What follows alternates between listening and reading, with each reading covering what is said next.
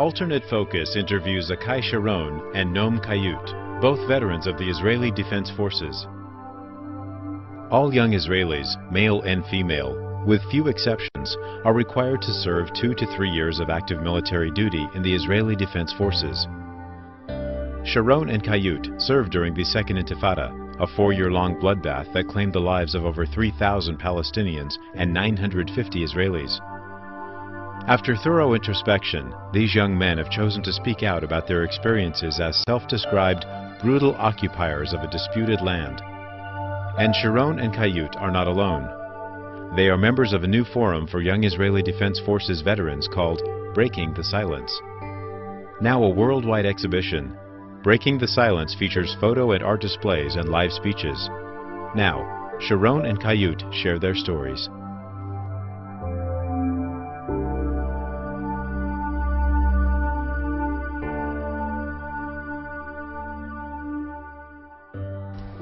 Most of the missions that my unit was given and carried out were arrest operations, search operations, going into taking over cities or towns or villages, of course in the nighttime, and sometimes you would continue in the same place for a few days, searching, going one house to the other, searching them, taking over houses as observation points, or arresting people. And that's your routine. My routine was, or our routine was, that we never knew where we're going to be from one minute to the other. One night we could be in Nablus, the next night we could be in Gaza, the next night we could be in Hebron. And at a certain point you just lose track of where you are, who you are, and what you're doing, because you disrupt people's lives on a daily basis. And for me that was the most I think when I look at it today, when I reflect on it today, as someone who couldn't do that during your service, because you can't really, you live in a denial way of life where you can't look at what you're doing, you can't really reflect on it. But when I reflect on it today from this perspective, I can say that that was probably for me the deepest example of corruption. Not the extreme cases where there was shooting or stuff like that, but just thinking that there were hundreds of thousands of families that couldn't have one peaceful night of sleep in their homes. I mean, who in today in the USA, in Israel, and anywhere else would be willing to live like that? Not knowing if at 2 o'clock in the morning 20 soldiers will take over your house for a week. Not knowing, sitting in your living room and suddenly hearing smashing on the wall, and there is a hole in the wall, and suddenly 20 soldiers come to visit. And for me that was routine. In the newspaper I saw an article about confiscation, car keys confiscation. When you detain car to enforce curfew, when you detain cars because they just passed the line that close to a checkpoint, whatever. And it's not the article and the soldier that brought out more or less 100 car keys and brought it to the press, but the response of the spokesman, of the IDF, the spokesman of the IDF, that said, this is an extreme case, a rotten apple, it will be checked, examined, and won't happen again.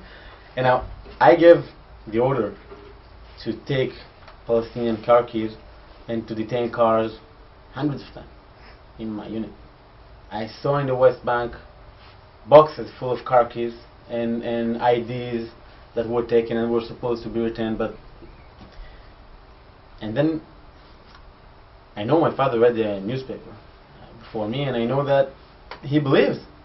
I mean, he's from a different generation where things maybe were better, or when people could believe the system, and he really thinks that this is an extreme case that won't happen again.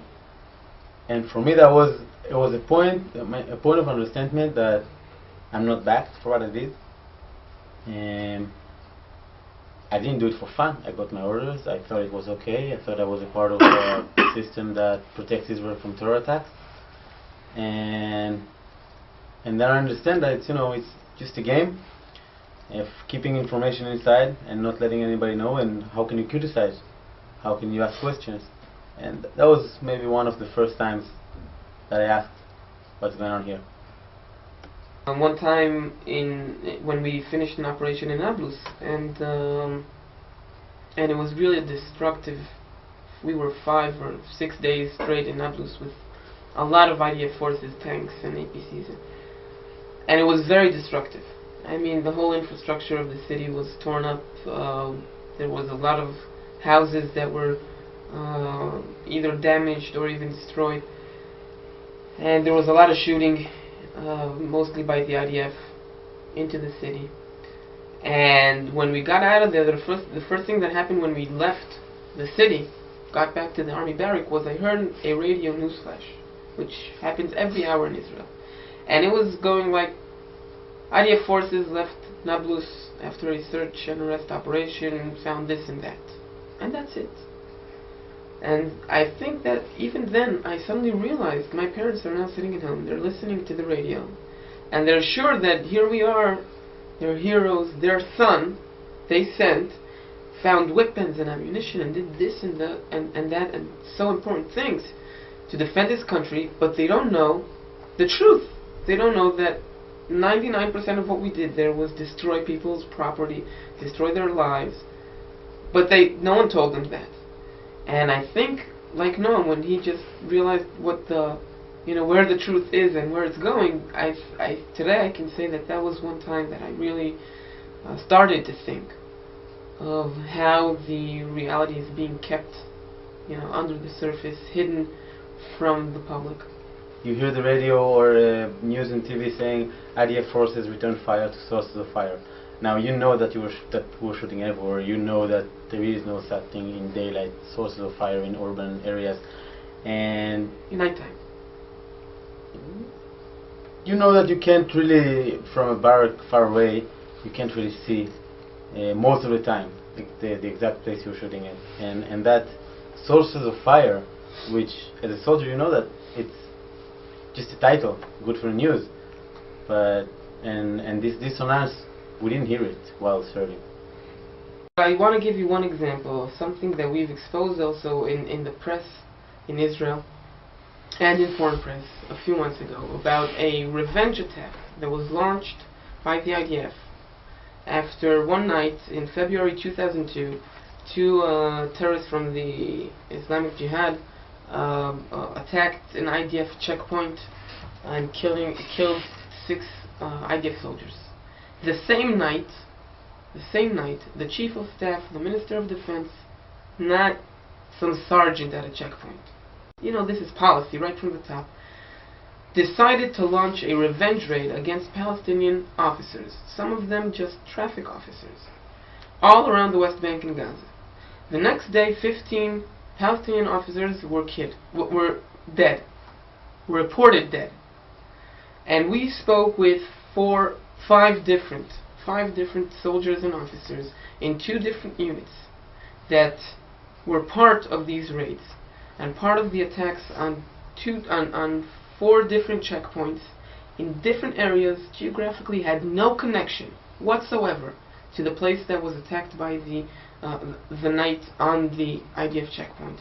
No connection. One was in Nablus, one was near Ramallah, and they just attacked, and the orders were just go there, shoot to kill. And in the briefing by the commanders, by the high-ranking commanders of units, brigade commanders, they were told that this is revenge. We are going to revenge the blood of our soldiers. So when you ask me where it comes from, this was not some spontaneous 19, 20-year-old kid that lost his mind, that went out of control for a second and slapped someone. This was policy. People sat down in offices, convenient, comfortable offices, and decided to kill people as revenge. And the next day, 15 people were reported dead that had no connection whatsoever to the attack on the IDF. So when we have to, and we exposed this. And then, we weren't expecting something dramatic to change, because when people ask me, don't you think something should happen? Of course I think something should happen. But do you really think that the Israeli public or someone will be brave enough to say that the Minister of Defense has to be investigated? That the Chief of Staff has to be investigated? This is not a 19, 20-year-old or even a lieutenant that should be investigated. This is the system. This is the government. This is the policy.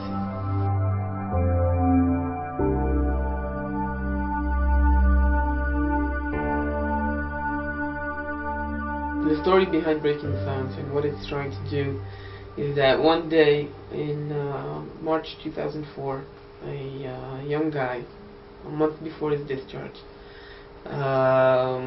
woke up in the morning and found out that he can't look at himself in the mirror. That guy's name was Yehuda Shaul. He's the founder of Breaking the Silence. And he started to talk with his friends, with people that were his soldiers, his commanders, especially about Hebron. He served 14 months in Hebron in the Second Intifada. And that evolved into a exhibition of pictures taken by soldiers, not photographers, not journalists, just pictures that, 18, 19-year-olds took for memories. And we took that out of photo albums, presented over 60 of them, with over 60 soldiers giving video testimonies about their Hebron service. And that evolved from there to what it is today, a much bigger group of soldiers that served all around the occupied territories as conscripts or as officers in the Second Intifada. And we've interviewed over 300, mostly discharged, some still in service, soldiers in the IDF.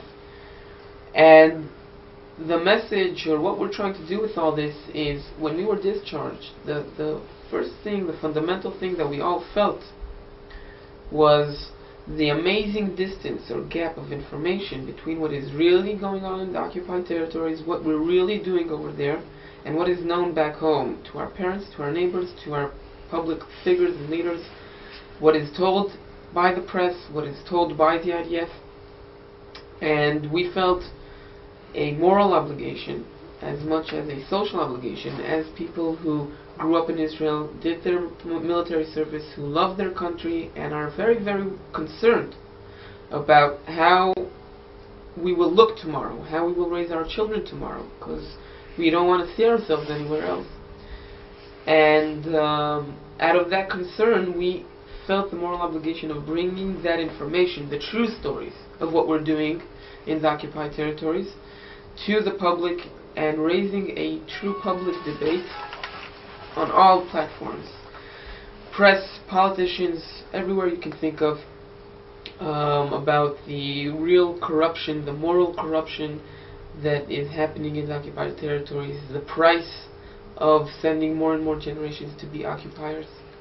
Breaking the Silence tried to fight a code of silence which has many aspects. First of all, and the most important one as we see it, is the personal one. When you stand in a post or in a checkpoint, and I commanded Kalanga checkpoint between Jerusalem and Ramallah, where almost 3,000 Palestinians cross every day, and your job, even if you don't want to do it, you stop people from living the life that they should have. You take their freedom to go to work, you take the freedom to go to university, and many times, even if you don't want to do it, you humiliate people, you make them stand in line for hours, and when you go back home after a month of doing it, you have a weekend break, you don't come home to your girlfriend or to your mother and say, hey, the day before yesterday I saw somebody more or less your age, mommy, and I let her wait in the sun for 5 hours because I didn't have a permission to let her pass. I mean, that daily life of occupation, of controlling people, is the first aspect of the silence code. Breaking the silence is a personal process. It's something, first of all, it's not an easy thing to look at yourself in the mirror and see what you really have done, and the other side, it's a very good feeling to feel a hero, to talk about the fights, the times that you were fighting terrorists and that you saw them, but realizing the damage for the population, realize the hatred that you've created, is a hard thing. And most, when we call people friends, when we have telephones from units in the army, and we start calling to people, most of them say, you know, we kind of agree with what you're doing. Some agree more, some less, but leave me alone. I mean, I've served, I've done it, I've left the country for a year to forget about it. I'm back here, just let go. And so it's not that easy to get people to talk, even if they agree with the total idea. But we've, as Avichai said, we've interviewed over 300 soldiers, and you need to understand that's not a 1 hour interview. It's or TV interview. Someone tells you about 2 years or 3 years out of his life. It's important to understand the two different aspects of, or two different types of testimonies that we've collected until now. In the first few months, most of the testimonies that we exposed were testimonies on the routine, daily brutality and individual or group corruption that happens, humiliation, abuse, theft, looting, things that for Israelis mostly, but I think for any person that wants to deny, can say rotten apples, extreme cases, people that broke the law, broke regulations, and should be convicted or prosecuted. And it sometimes doesn't even matter that you tell them, well, these are stories about units, about hundreds or thousands of soldiers. And that was something that we were exposing for a long time. And the last campaign that we did was a massive collection of testimonies on policies, procedures, orders, things that can't be very easily swept under the rug and called rotten apples, because they are the system. And the main issue that we were addressing in this campaign were the rules of engagement. The rules of engagement in Israel are classified. In this intifada are not even written down, even though in past times the IDF used to issue or distribute pocketbooks with the rules of engagement in the occupied territories to every conscript and reservist. In this intifada, not only didn't they distribute this, it is all passed down orally. There is no document written down that is passed down to the officers in the field or the soldiers. And we have decided that, especially because the most dominant thing or dramatic thing that has happened in the second intifada is the casualties, is that people are being killed, and children, regular people, innocent people are being killed, and it has been much more violent on both sides, both on the Israeli side with the suicide bombers, and both on the Palestinian side with all the actions that are being done by the IDF.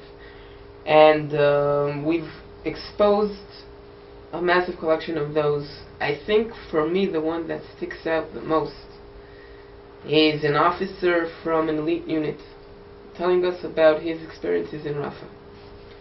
And his testimony is very, very long, so I won't say it all, but he talks about two main issues. One is the demolition of houses, and he describes how in the briefing they were told that the procedure is you don't go into Rafah on foot, because it was right after the APCs blew up. If you remember, that was in the summer of 2004, and it was very hectic, and you couldn't walk by foot, so you come with APCs, tanks, and bulldozers. D9 Caterpillar bulldozers, giant monsters.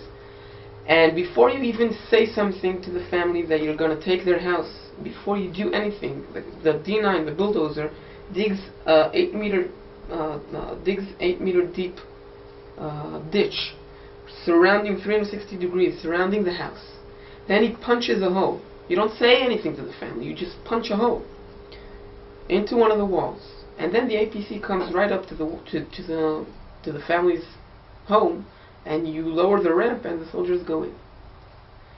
And I was asking him, who's deciding which houses?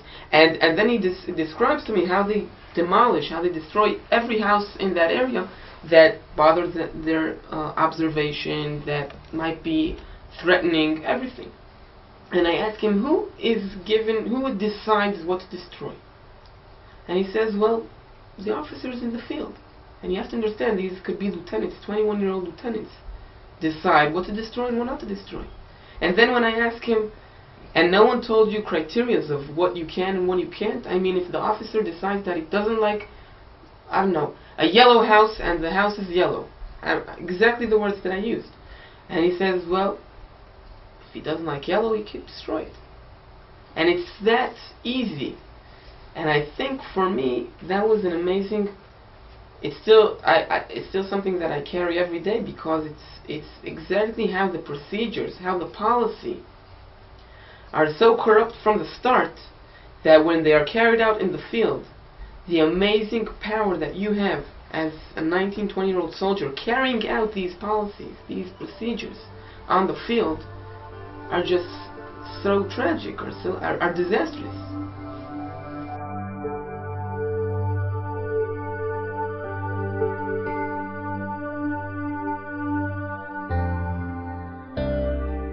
First, I'll quote my Ministry of Foreign Affairs of Israel, that said that the public opinion in the U.S. is the most powerful weapon that the IDF has, or that Israel has. And I think in this case he's right. And I think that the public opinion here and society here immunes us and enable us to do many things that in my opinion are bringing to our social destruction. And I can give you another extreme example, which a soldier that Avichai interviewed, right? One of us interviewed, and he's in a unit, that engineer unit. They're actually, what they're doing is to blow up things, bridges, houses, and the IDF didn't do them at the beginning of that interview. The first time they used them was 9/11. 10 minutes after the airplane hit the tower, the first airplane hit the tower, they were on their way to Jenin to blow up houses. Why that? I can tell you what he says, the soldier that was interviewed. The big brother wasn't looking, wasn't watching. So that's how much things are connected.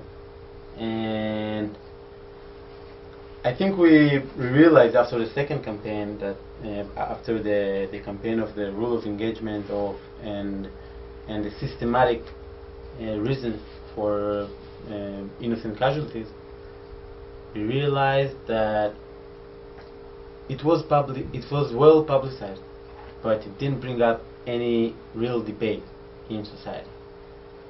And because there are many reasons.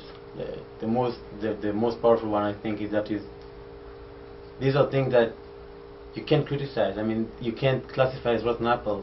It's hard for society to face. And I think we realized that there is a bigger game going on, that we're not the only player in this